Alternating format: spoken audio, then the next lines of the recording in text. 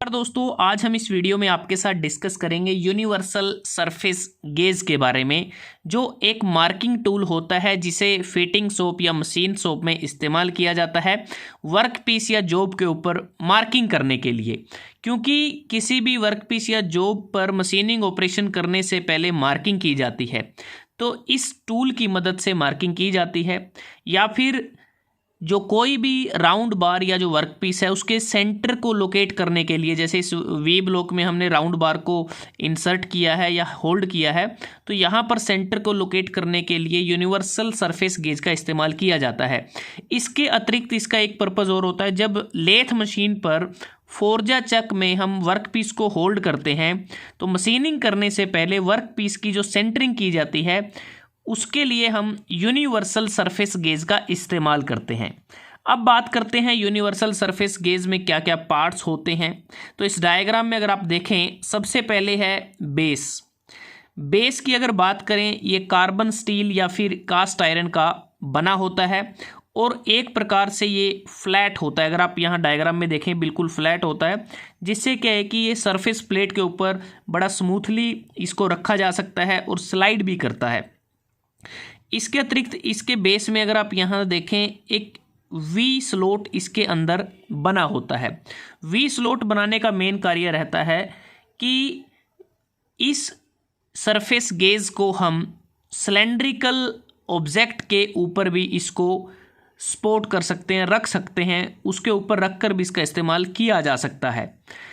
और जो बेस है परफेक्टली ये मशीन्ड सरफेस होता है, ताकि ये जो स्मूथ सरफेस हमें इसके बेस पर मिलता है वो पूरे बढ़िया तरीके से वो रेस्ट करे सरफेस प्लेट के ऊपर। उसके बाद जो नेक्स्ट पार्ट है वो है रोकर एडजस्टिंग स्क्रू। ये वाला जो स्क्रू है, ये एक प्रकार से इसमें रोकर का हम इस्तेमाल करते हैं।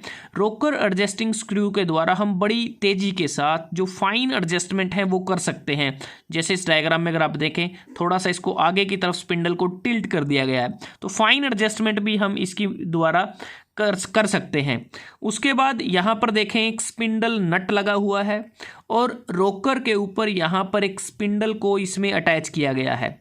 तो इस स्पिंडल को हम जो रोकर के ऊपर इसको लगाते हैं, तो स्पिंडल को हम आगे भी कर सकते हैं, पीछे भी कर सकते हैं, किसी भी एंगल पर इसको इंक्लाइंड कर सकते हैं अपनी आवश्यकता के अनुसार, और उस स्पिंडल की पोजीशन को एक पर्टिकुलर इंक्लिनेशन पर लॉक भी किया जा सकता है। उसके लिए हम स्पिंडल नट का इस्तेमाल करते हैं। उसके बाद अगर हम देखें, यहाँ पर ये जो स्पिंडल हम यूज़ करते हैं, ये स्पिंडल जो रोड है ये स्टील की बनी होती है और इसके ऊपर यहाँ पर अगर देखें स्नग लगा होता है, जिसे हम क्लैंप भी कहते हैं।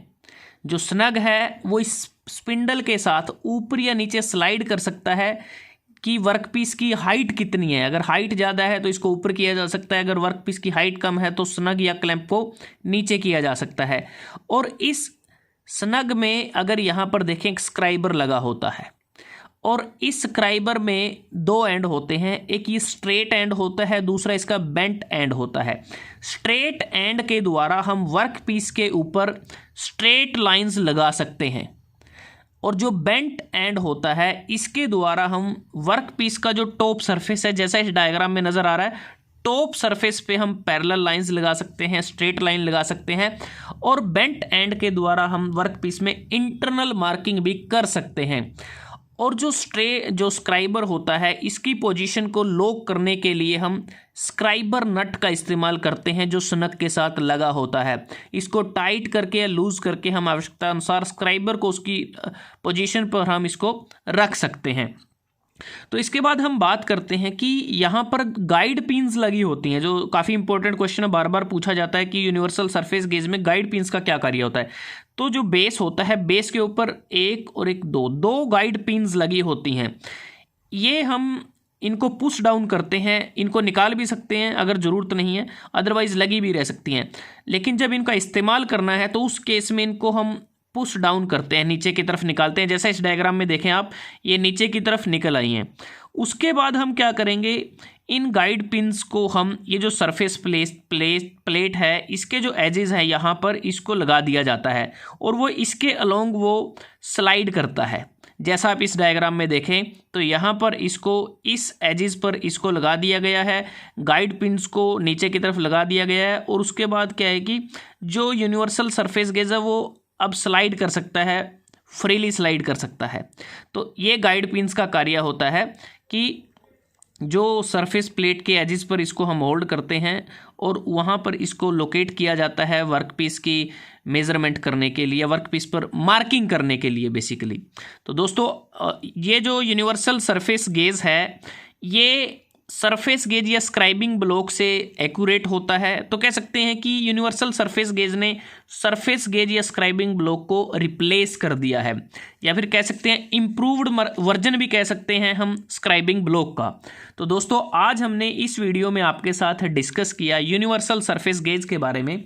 अगर आपको ये वीडियो अच्छा लगा आप इसको लाइक कर सकते हैं, शेयर कर सकते हैं अपने दोस्तों के साथ, स्टूडेंट्स के साथ। जल्दी हाजिर होते हैं एक नए वीडियो के साथ, तब तक के लिए धन्यवाद। आपका दिन शुभ रहे।